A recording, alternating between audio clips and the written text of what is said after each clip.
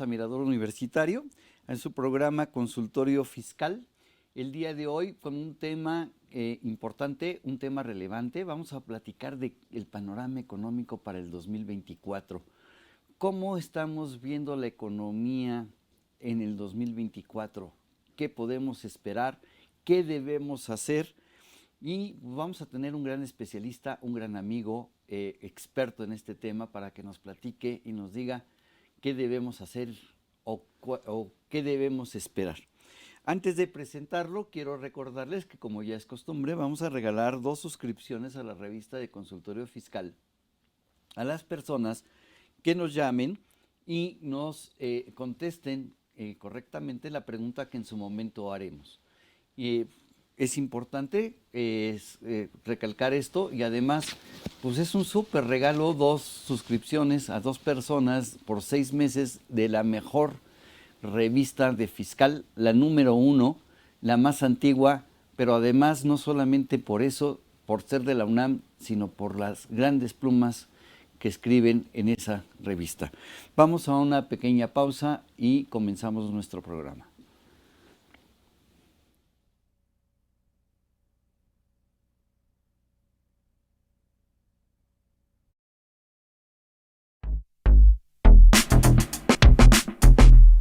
¿Sabes si lo que te dicen es verdad?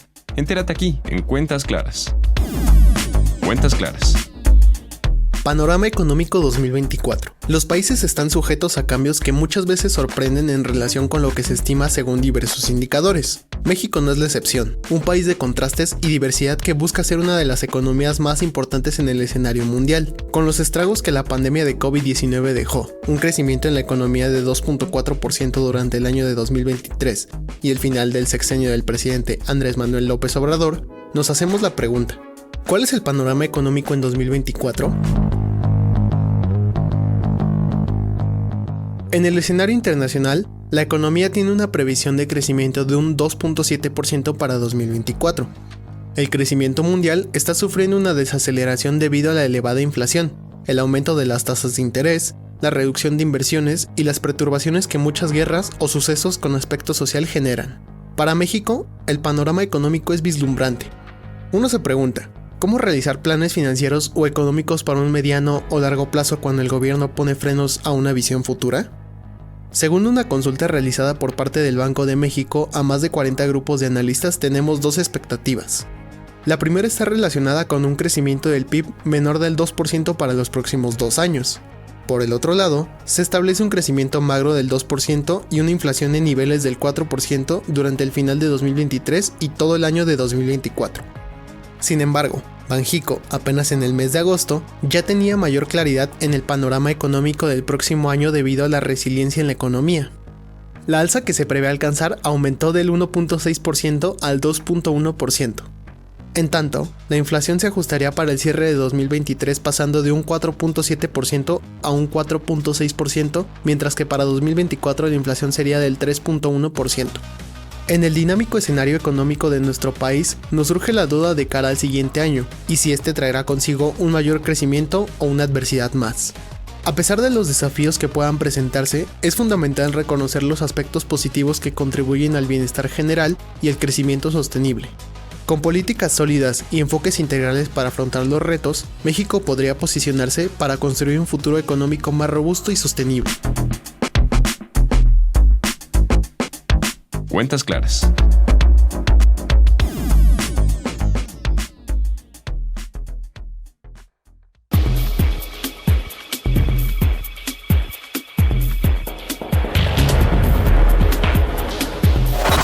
En su edición 822, correspondiente a la segunda quincena de noviembre de 2023, Consultorio Fiscal, como siempre, presenta interesantes artículos de corte fiscal, jurídico, laboral, contable financiero y de prevención del lavado de dinero.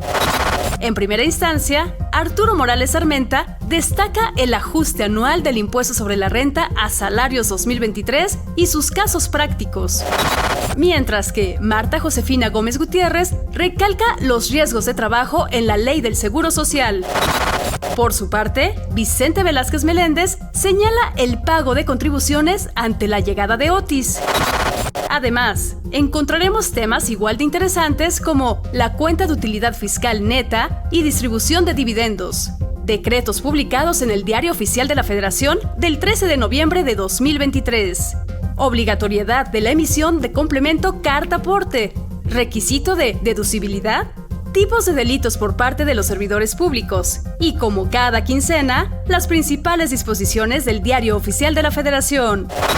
Todo esto en el número 822 de Consultorio Fiscal. Suscripciones a través de la tienda electrónica publishing.fca.unam.mx o en la revista electrónica consultoriofiscal.unam.mx.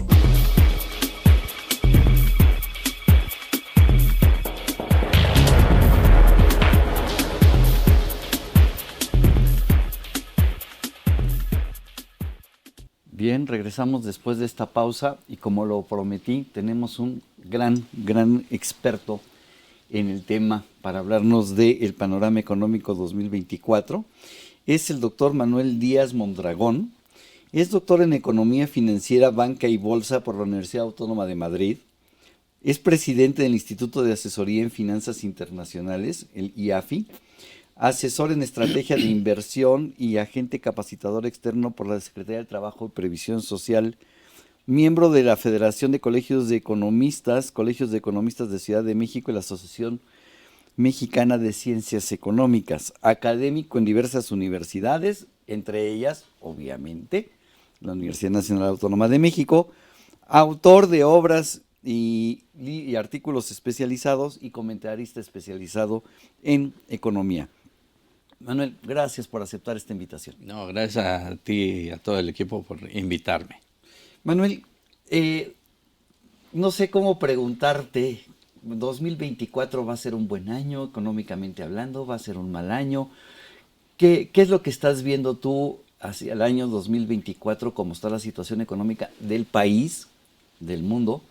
Y después, si quieres, entramos a detalles de nuestro presupuesto para el año 2024. Claro, particularmente en esta vida nosotros tenemos tres cosas seguras. Nos vamos a morir, vamos a pagar impuestos y vamos a vivir siempre en incertidumbre.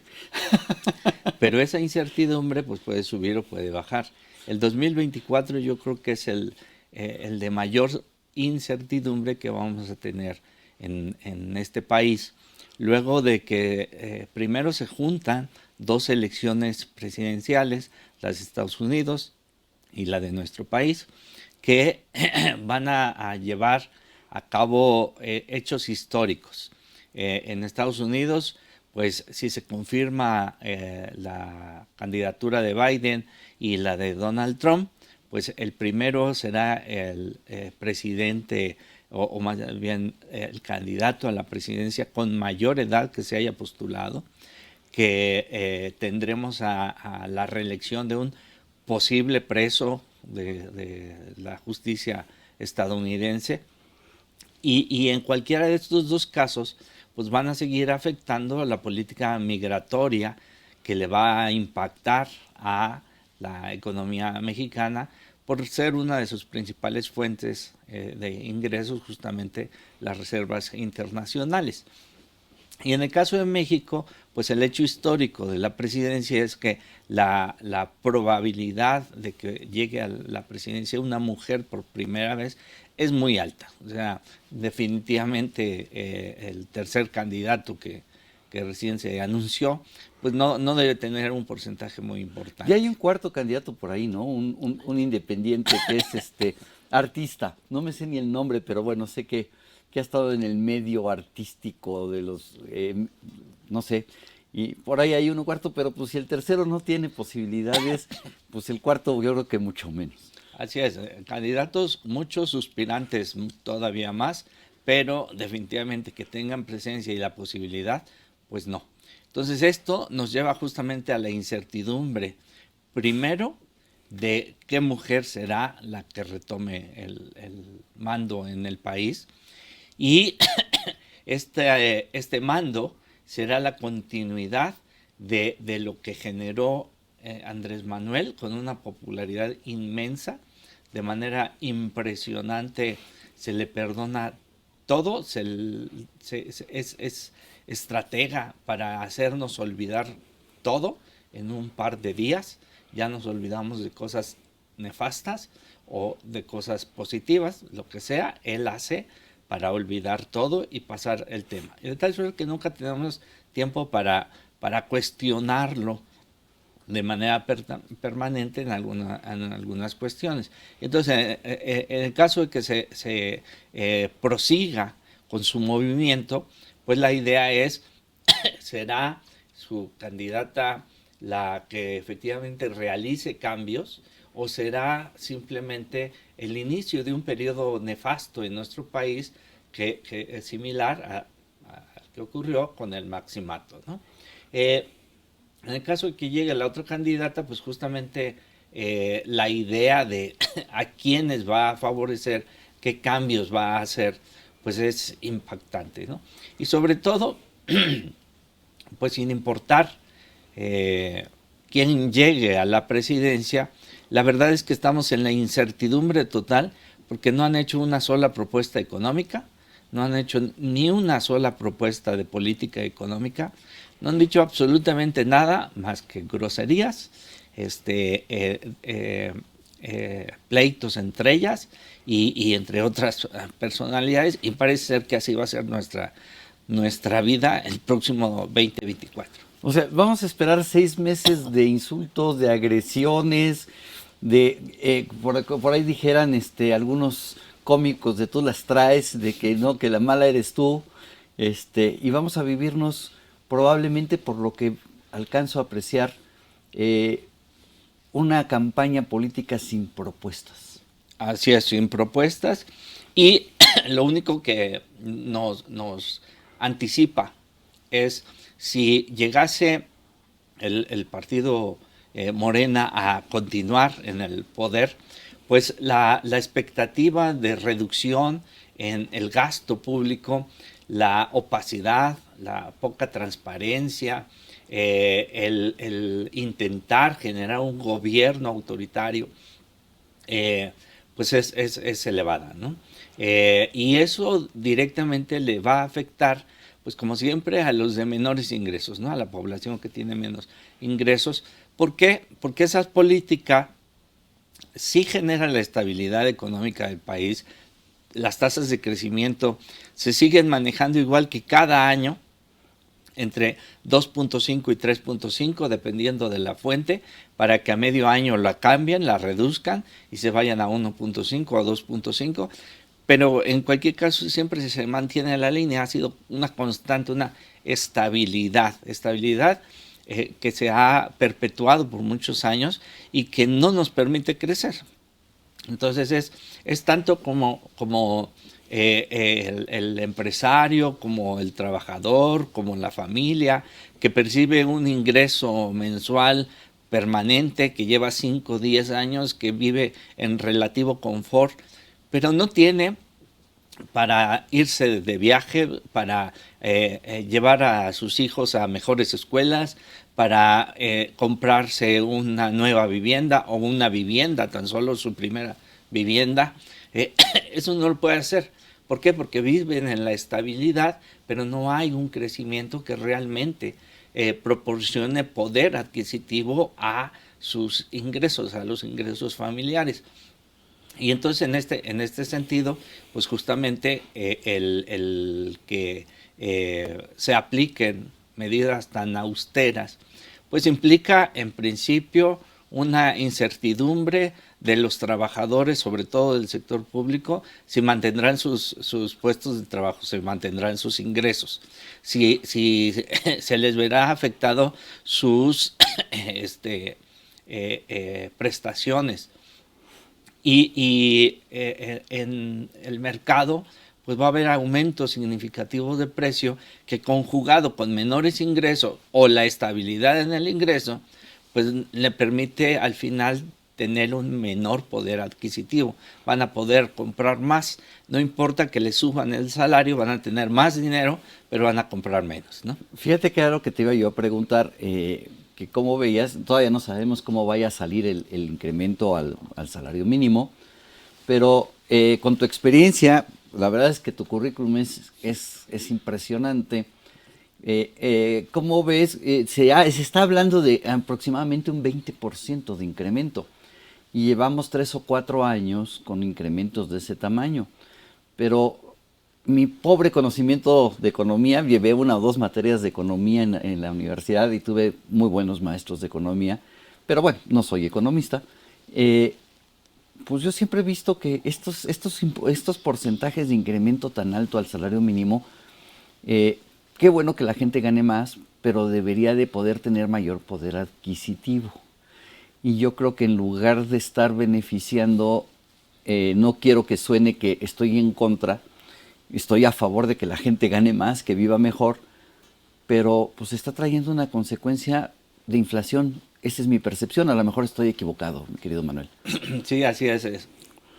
Incrementos salariales por decreto siempre perjudican a la economía, porque casos como Venezuela, que son los más parecidos, en el que por orden presidencial de un salario base que se incrementa 400%, 1000% en un año, pues sí le hacen tener más dinero a la población, pero a su vez hace que las empresas incrementen sus precios, efectivamente. Tienen que pagar esos salarios. Tienen que pagar esos salarios, sus costos se incrementan, pero peor aún, no repercute en la productividad del trabajador, que es lo que realmente nos hace falta. Productividad en los hogares, productividad en las empresas y productividad en el gobierno. Porque en la medida en la que no seamos más productivos, la riqueza que deberíamos de generar no se genera. Entonces sí tenemos para gastar más, eso aumenta el consumo, eso impacta en el crecimiento económico, pero nos genera distorsiones en el poder adquisitivo, porque la inflación necesariamente tiene que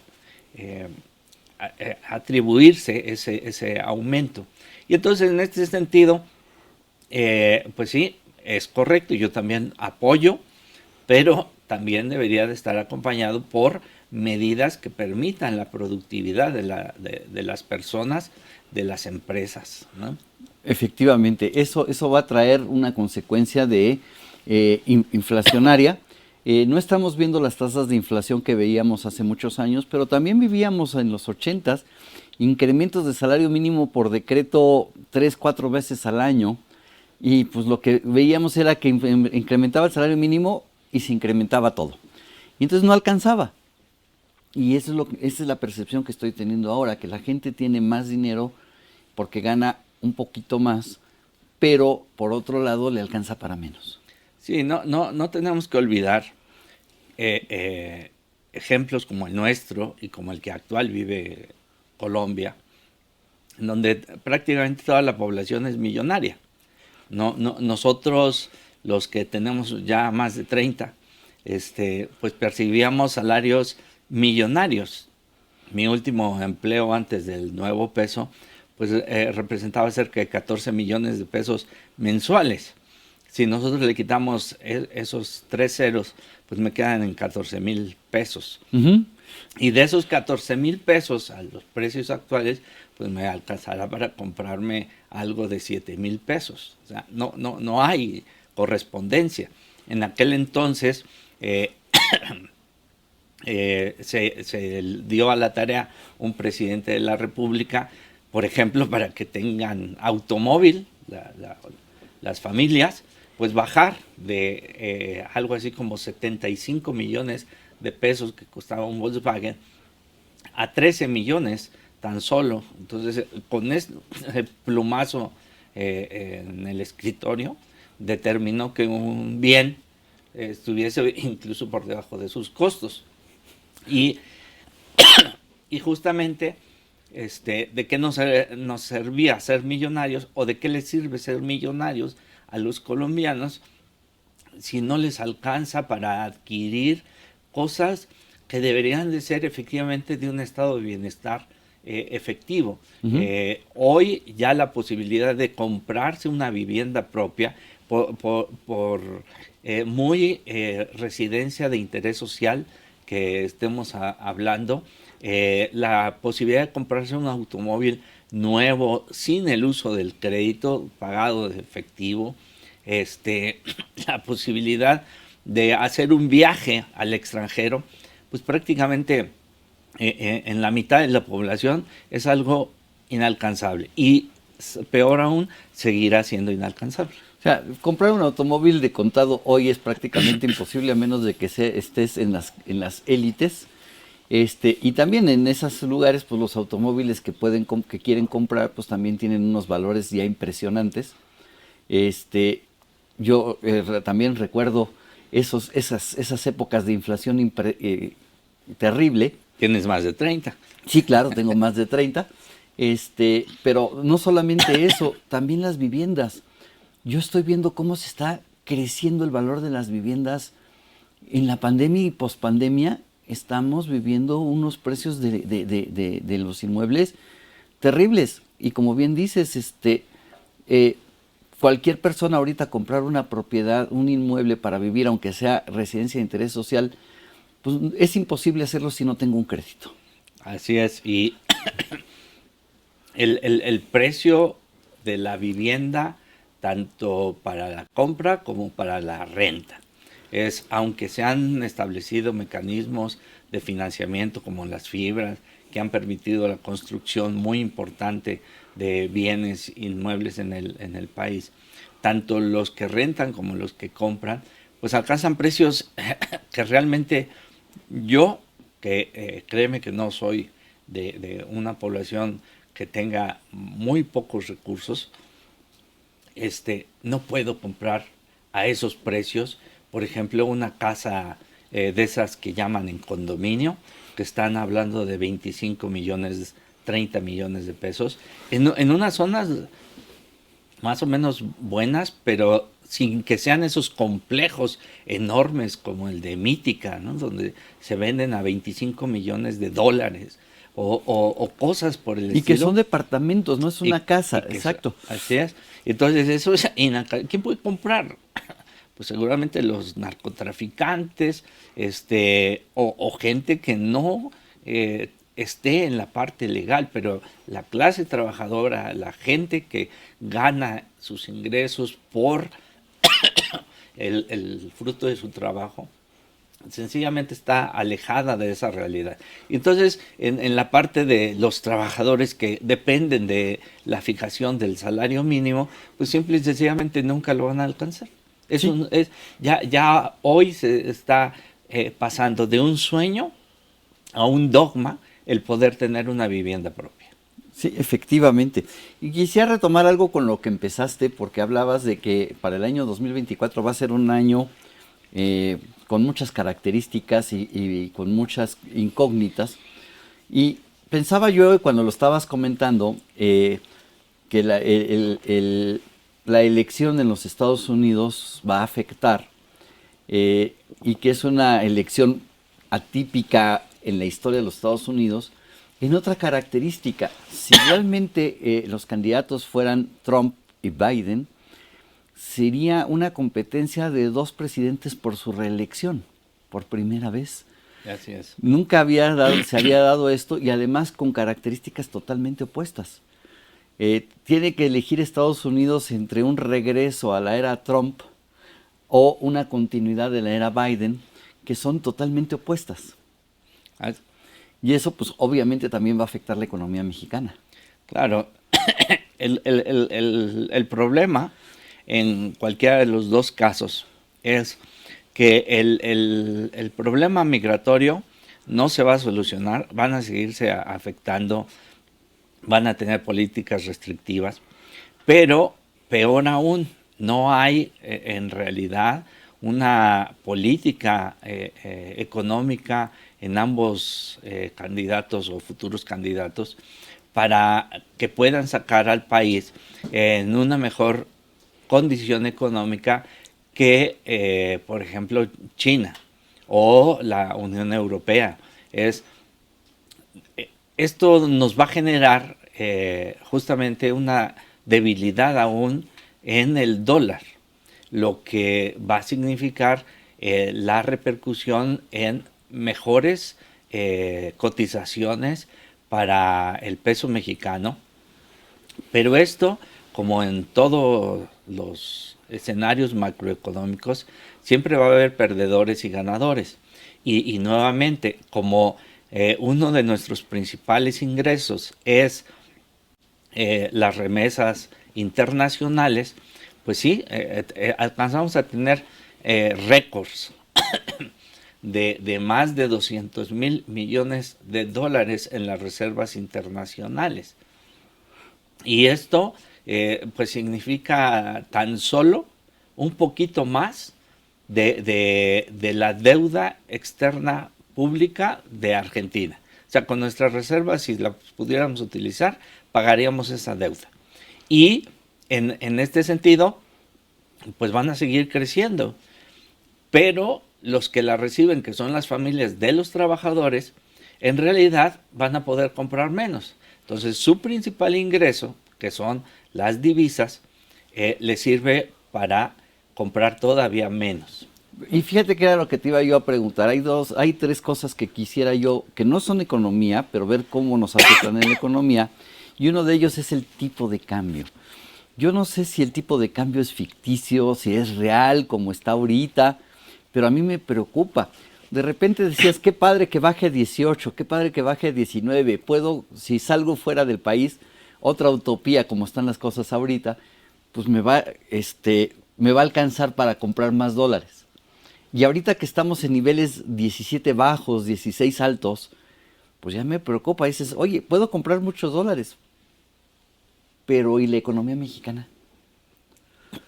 Sí, justamente la capacidad que tiene un país para determinar un tipo de cambio en la actualidad en prácticamente todo el mundo se determina por oferta y demanda. Y en la medida en la que haya una mayor demanda de una divisa, pues suele subir su precio. Uh-huh. Como justamente los dólares americanos están muy baratos, pues se compra y esto hace que suba el precio respecto de otras monedas. Y entonces esas monedas, pues al contrario, se están apreciando, se están fortaleciendo. Pero es un problema de los Estados Unidos, es un problema de la fortaleza del dólar americano. No es un logro, no es la capacidad del incremento en el mercado interno, de mejores productos de mayor calidad, de mayor innovación tecnológica. Es un problema que se genera en los Estados Unidos, el hecho de que el dólar esté determinado de esa forma. Entonces sí nos está afectando seriamente en la economía mexicana. Definitivamente, o sea, si bien en el pasado era factible predecir que iba a venir una devaluación, a partir de 1976 se devaluó, 82 se devaluó, 88 se devaluó, 94 se devaluó, pues entonces esperamos una devaluación en el 2000 y ahí no se cumplió. Pero después sí empezó la devaluación, pero ya no al final del sexenio, sino a mitad del sexenio. Con Enrique Peña Nieto se devaluó de manera impresionante la moneda y llegó a estar por arriba de los 25 pesos. Hoy empieza a fortalecerse y eso facilita a los importadores la posibilidad de adquirir bienes y servicios fuera de nuestro país. El problema está que lo que adquirimos son bienes de consumo final, fundamentalmente. No son bienes de consumo intermedio, ni no son bienes de capital. Es decir, no compramos máquinas para hacer tortillas, no compramos masa para hacer tortillas, compramos la tortilla. Y entonces no la comemos y entonces el problema viene después, ¿cómo lo pagamos? De ahí justamente que este programa de reducción en el gasto, de austeridad, de generar una economía, en teoría del bienestar, asignando becas, recursos, pues representa necesidades financieras que se ven además empañadas justamente por la capacidad que tienen los exportadores, que son los que generan los ingresos. Ese es el problema, ¿no? Los exportadores están vendiendo en dólares, pero pues el dólar les está generando menos pesos en México. Y ellos tienen la obligación de cambiar su divisa extranjera por pesos mexicanos. De ahí la razón por la que está incrementándose de manera brutal las reservas internacionales. En este sentido, pues justamente es poco factible que nosotros veamos un plan económico en nuestro país que le permita al mercado interno fortalecerse de manera independiente, tratar de alejarse de la economía estadounidense. Claro, seguimos dependiendo. Seguimos dependiendo totalmente y particularmente en estos momentos pues de la política monetaria que decida continuar o cambiar, ¿no? Claro, vamos a una pausa si te parece y regresamos para continuar con nuestro tema. Sí, claro.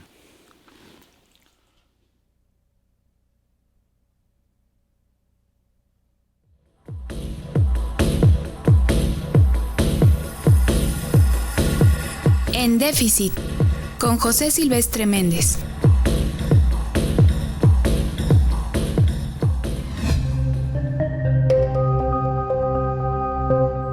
Soberanía alimentaria y cuarta transformación.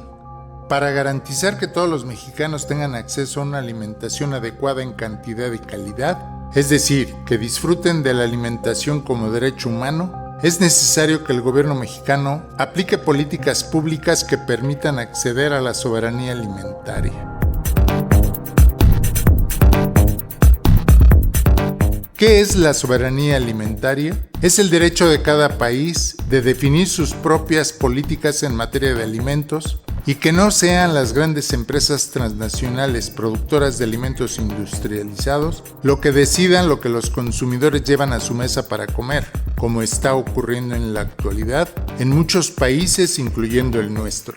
Soberanía es lo contrario de dependencia, y eso es lo que ha padecido nuestro país en materia de alimentos. Conviene recordar que hasta 1970, nuestro país era autosuficiente en la producción de maíz y frijol, lo cual permitía satisfacer las necesidades de estos alimentos para todos los mexicanos. Además, había exportaciones de estos productos. A partir de 1970, la política económica aplicada por los sucesivos gobiernos apoyó el proceso de industrialización del país, descuidando el apoyo al campo y a la producción de granos básicos, que son la base de la alimentación de los mexicanos. Esta situación provocó que a partir de 1972 no se hayan detenido las importaciones de nuestro país de frijol, maíz, trigo, oleaginosas y también de leche y carne para satisfacer las necesidades alimenticias de los mexicanos. Es decir, llevamos más de 50 años de dependencia alimentaria en el país, lo cual significa que todos los gobiernos, incluyendo el actual, no se han preocupado por impulsar la producción interna de alimentos para consumo de los mexicanos. A esta situación, habría que agregarle el crecimiento de las empresas transnacionales que han inundado el mercado con productos chatarra, que tienen muy bajo valor nutritivo, por eso se les llama productos chatarra. Ya se ponen etiquetas o sellos que demuestran a los consumidores los peligros de consumir este tipo de productos. El gobierno actual, y sobre todo los que siguen, tienen un gran reto que consiste en lograr la soberanía alimentaria. Se han acumulado 50 años en que la población crece más que la producción de alimentos provenientes del sector agropecuario. En especial, la producción de granos básicos, maíz y frijol, no ha crecido porque no hay apoyos directos a los campesinos que se dedican a la producción de estos alimentos. De acuerdo con el Censo Agropecuario 2022 de INEGI, Se demuestra que la demanda de granos se incrementa con el aumento de la población, en tanto que la oferta no crece al mismo ritmo. Este sigue siendo un gran reto de la cuarta transformación.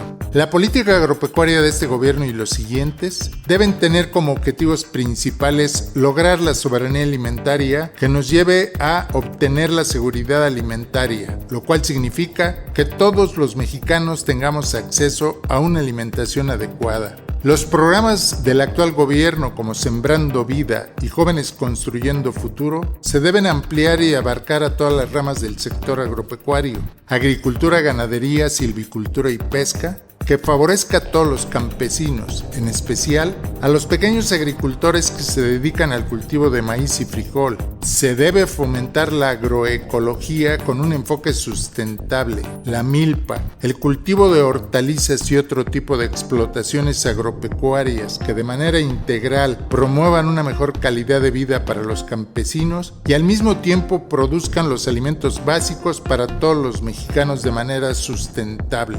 Esta debe ser una prioridad de cualquier gobierno que promueva la transformación del país. En déficit, con José Silvestre Méndez.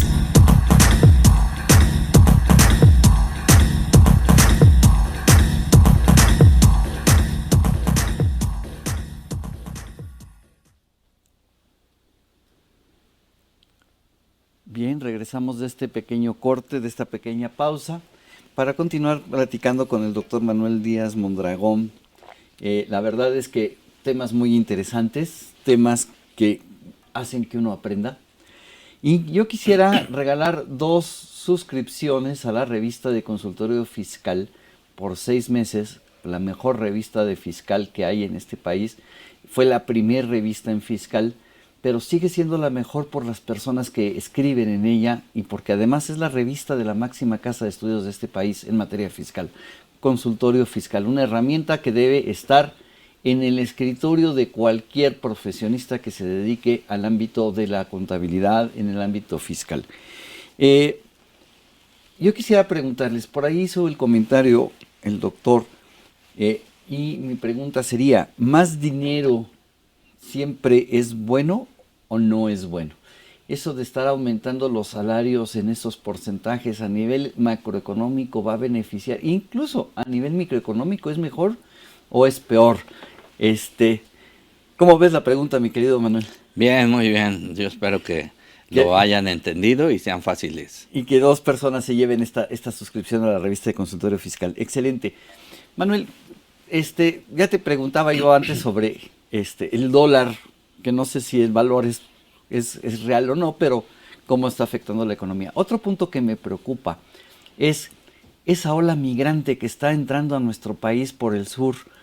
Y ya antes podía decir centroamericanos, y no es por despectivo, al contrario, pero hoy es gente de todo el mundo, africanos, haitianos, centroamericanos.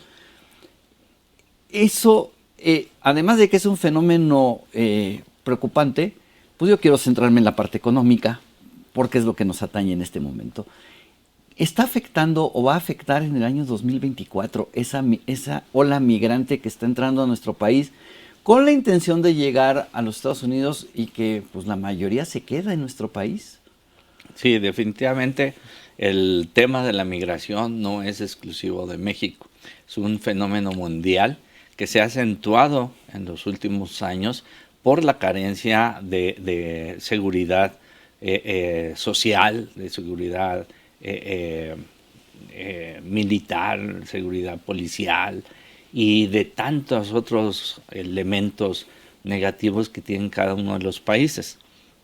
Debemos recordar que cada vez que alguien migra es porque no tiene las condiciones para permanecer en su país.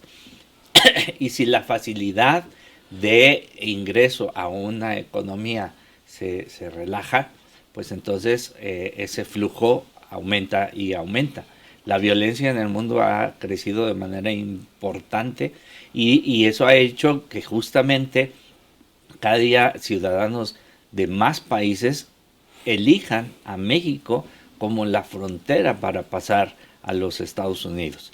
Y esta situación pues trae justamente focos de violencia, focos de desacuerdo entre los pobladores a donde llegan los migrantes, carencia de recursos, escasez de bienes, y nosotros vamos a ver incremento constante que hemos tenido en los últimos años de población, no solamente centroamericana, sino de lugares impensables como Afganistán, Irán, griegos, islas peloponesas, o sea, de todos lados pueden llegar a nuestro país intentando pasar. Y muchas de ellas se va a quedar, y al final pues impactará en el empleo y en los salarios, justamente porque cada vez que hay personas sufriendo, pues las empresas aprovechan para disminuir los pagos salariales que tienen. Si no realizas tú el trabajo, pues lo hará otro. Entonces, en este sentido, una mayor población migrante pues nos verá afectado en la economía directamente, pero también mayor población migrante en los Estados Unidos pues representa justamente una mayor competencia de los mexicanos que han migrado a los Estados Unidos, y por lo tanto, si esto se mantiene durante los próximos 10 años, pues la cantidad de remesas de los mexicanos hacia nuestro país significativamente van a empezar a reducirse. Porque habrá remesas de otras personas de otra parte del mundo hacia esos países. Hacia sus propios países. Y en el país estadounidense, pues los migrantes van a competir por puestos que antes eran prácticamente exclusividad de migrantes mexicanos, y que ahora pues seguramente los empezarán a aceptar sin importar el ingreso de estos ciudadanos de otros países. Entonces también va a tener un efecto en nuestra economía. Así es. Otro tema que me preocupa y que quisiera yo preguntarte si está afectando la economía es el famoso calentamiento global. En la pausa comentábamos de Otis, el hecho de lo que sucedió en Acapulco hace un mes, pues sí impactó a la economía de Acapulco por lo menos, y no sé cómo vaya a impactar a la economía del país. Supongo que se requiere una gran cantidad de recursos para ello. Yo creo que eso cualquier persona lo puede deducir, pero ¿qué efectos va a tener en la economía ese calentamiento global, esos fenómenos que estamos viendo como el de Otis?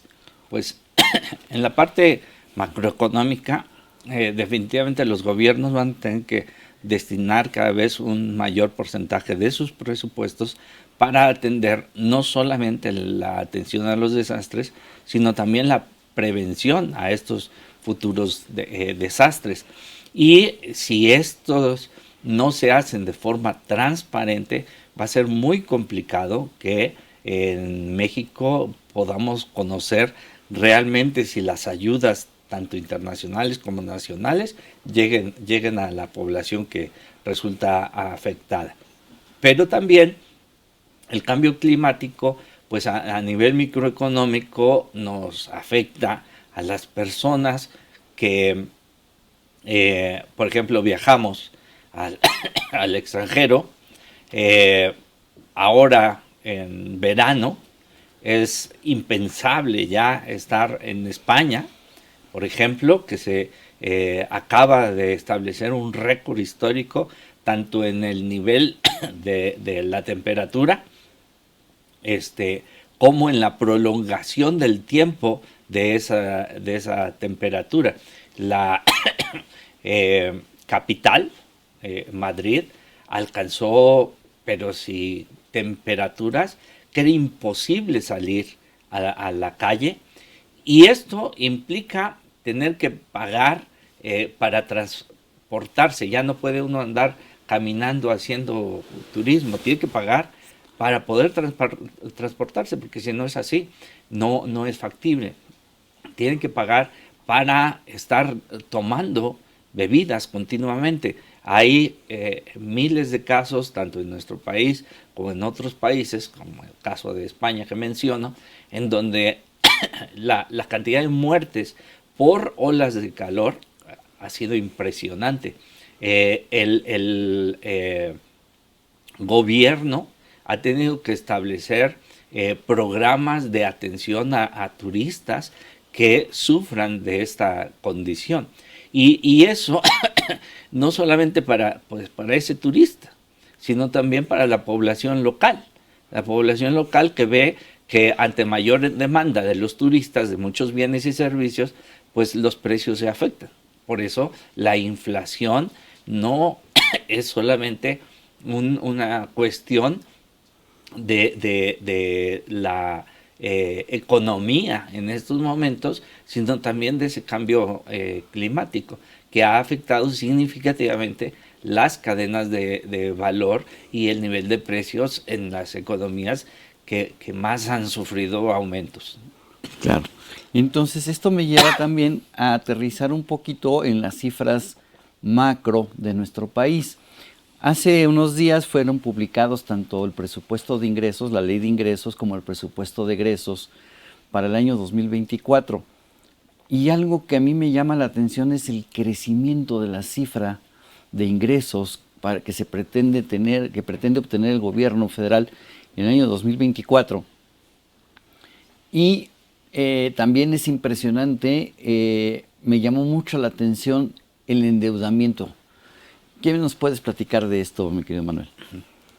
Justamente, la deuda, tanto interna como externa, pues no es producto de la imaginación del gobernante en turno.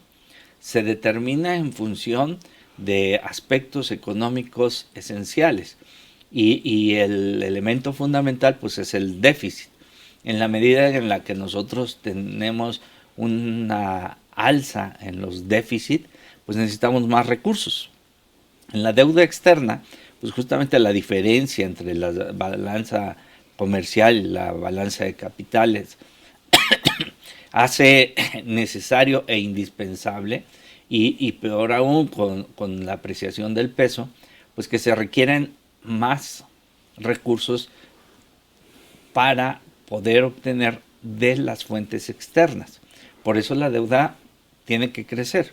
Y si además se implementan gastos de bienestar social, que no está mal que se haga, no. Es correcto que se atienda a la población de menores ingresos, pero siempre se ha señalado que no se debe de dar de comer al hambriento, sino de enseñarle cómo poder obtener como producto de su trabajo, de su esfuerzo, esos alimentos. Y en este caso particular, pues nosotros no lo hemos logrado. Entonces, tantos ingresos destinados a atender necesidades de personas que está bien, como los estudiantes, una beca, pues es loable, pero es insuficiente.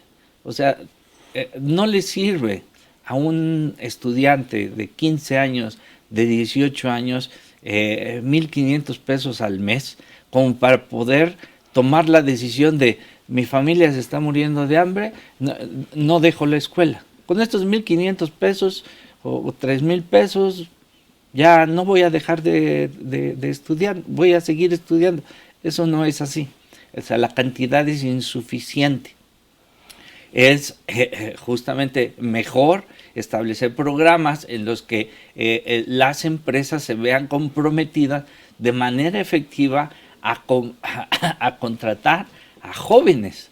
O sea, hay muchos jóvenes que están egresando de las universidades, cada día son más los profesionistas y se les dificulta sinceramente encontrar un empleo. Y el empleo que aceptan es simplemente con sueldos muy bajos. O sea, se les paga un salario mínimo a un profesionista, cuando un cajero puede estar ganando 8,000 o 10,000 pesos en una tienda sin tener estudios profesionales. Sí, efectivamente, ese es un fenómeno que está sucediendo y se está dando.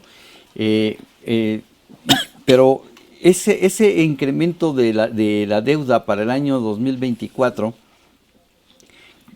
se pretende llevar a inversiones, a terminar las obras de infraestructura de este sexenio.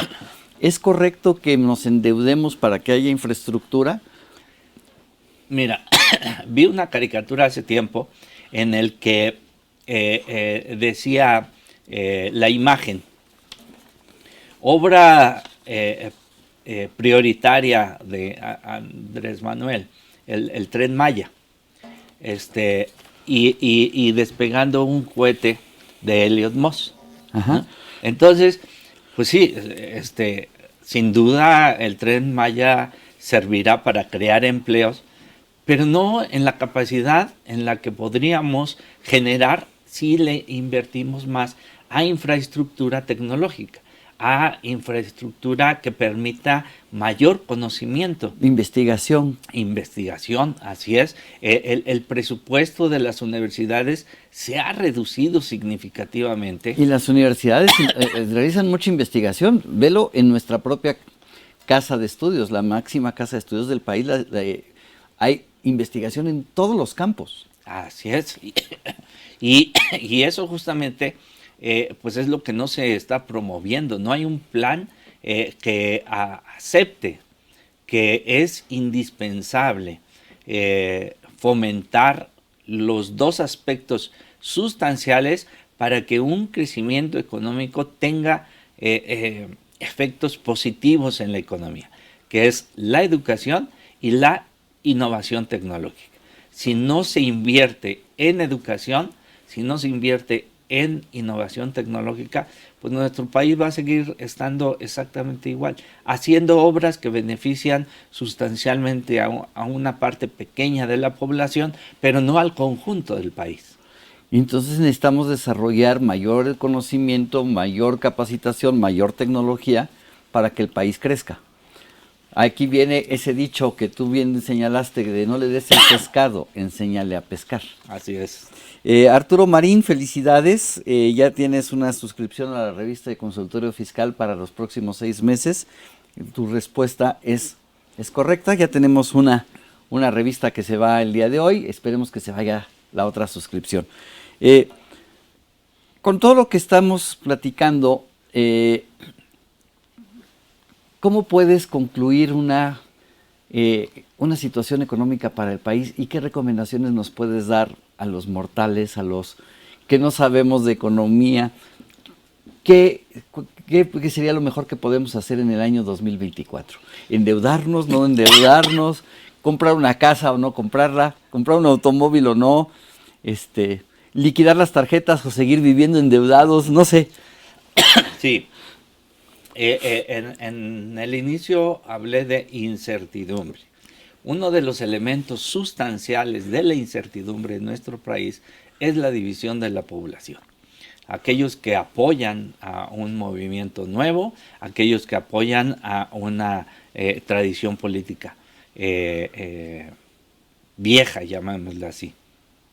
Y en el país vivimos teniendo como actor a Andrés Manuel y a Felipe Calderón, una situación muy desagradable en esta división, porque el margen de votantes que apoyaban a uno fue muy, muy marginal. Entonces lo que yo les señalaba en ese entonces es: hagamos que la próxima elección sea clara, sea directa, y que logremos que un gobernante sea elegido por la mayoría de los pobladores y que no haya justamente duda, porque eso generará mayor incertidumbre. Entonces, que tomen un acto de conciencia real, que estudien muy bien las políticas, o más bien las propuestas de política económica que asuman, si es que en algún momento se da,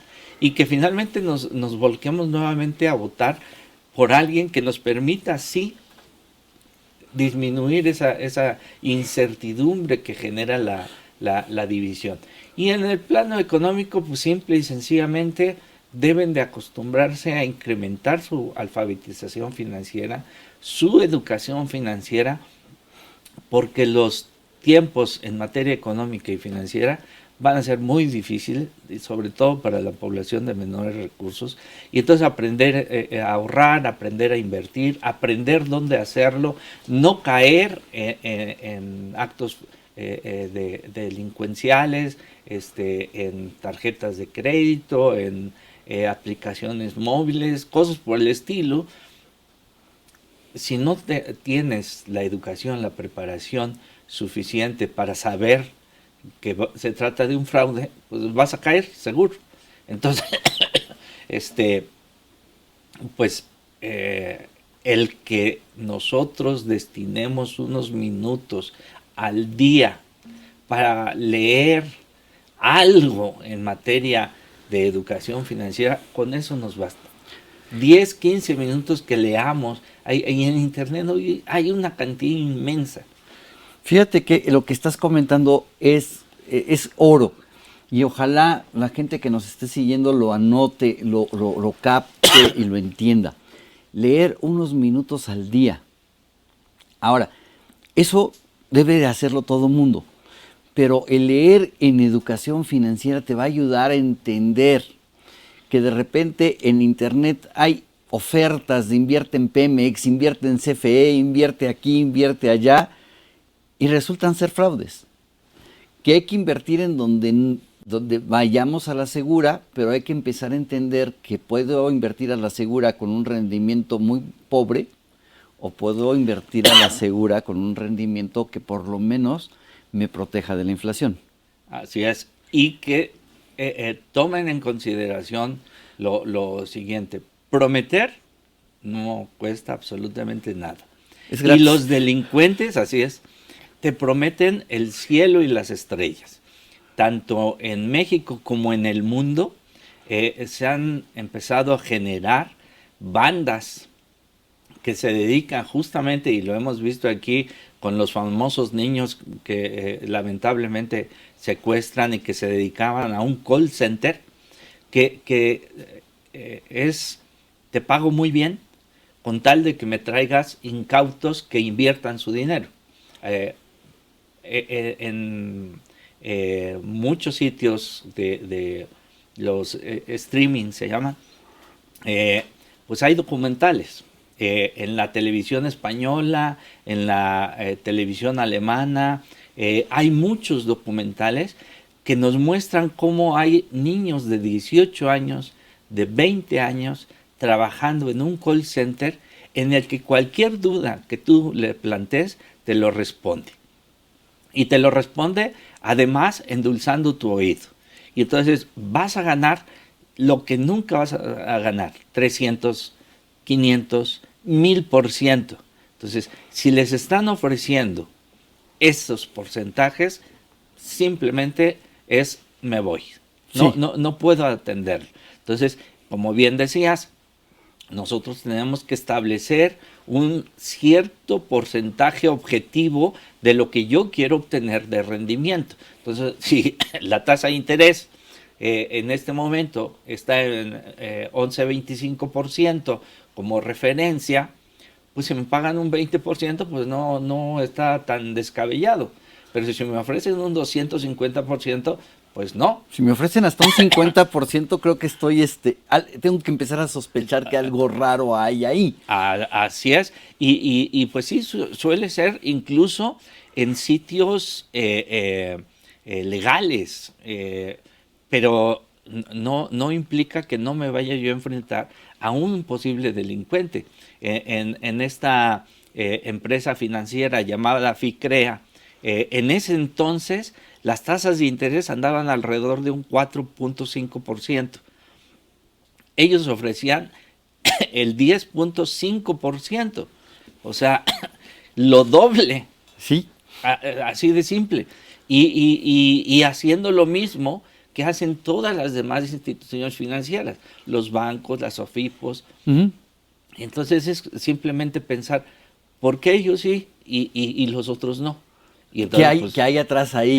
Y si me pongo a leer y a investigar, como bien dices, así es, y entonces, pues sí, FICREA estaba constituida legalmente, se podía comprobar en la Comisión Nacional Bancaria de Valores, en la CONDUCEF, pero el que esté pensando el propietario en defraudarnos, no lo podemos evitar, Ujú. pero sí lo podemos sospechar.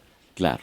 Y Fíjate, qué buen consejo estás dando a nuestros amigos que nos siguen a través de los medios en los que salimos, pero además hay un detalle que me gustó tu comentario, y quiero aclarar que ese comentario no estás diciendo voten por uno, por otro, o por una o por otra. así es. Estás señalando que vale la pena tener una estabilidad económica en el año 2024, y sea el candidato que sea, lo que conviene es que el país se una, que no se divida, que se una en favor de una, otra, otro u otro, para que no haya esa situación que vivimos en el año 2006, que la diferencia fue tan pequeña que generó ese conflicto. Así es, y que llevó al cierre de Reforma, algo nunca visto, y que llevó justamente a decisiones de enfrentar una guerra contra el narcotráfico, y que muchas otras decisiones que tomó el electo y que tomó el que no fue electo, y que nos dividieron. Y nos mantenemos divididos todavía cuando tendríamos que ser un país que se una en un fin común, la prosperidad de este país. Así es, ¿no? Y que pues justamente evitemos actos de violencia. O sea, es impresionante que los niños se peleen, los jóvenes que incendian a otros jóvenes, que matan a la niña de la secundaria, en fin. El chavo que golpea a un elemento de seguridad porque no le quiere levantar la pluma, por Dios. O sea, ya estamos cayendo en la ignorancia racional. O sea, no podemos seguir en esta situación, y eso es producto justamente de que, por ejemplo, el principal líder de nuestro país pues nos catalogue a unos de una forma y a otros de otra forma, cuando su papel debería de ser justamente tratar de unirnos. Entonces, bueno, pues ya él ya está elegido, ya él ha tomado esa decisión, pero ahora nos enfrentemos a la decisión de elegir a uno nuevo.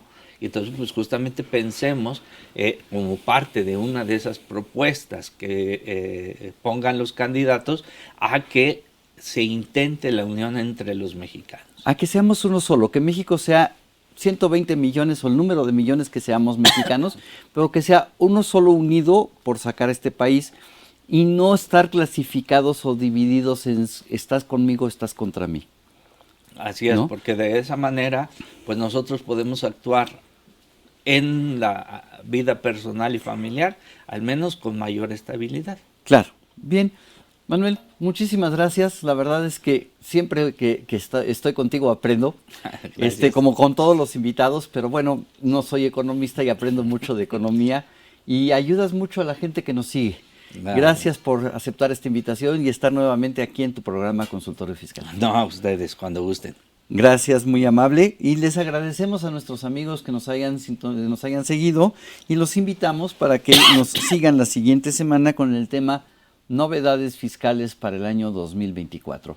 Muchísimas gracias, se despide su amigo Salvador Rotera O'Banel y hasta la próxima.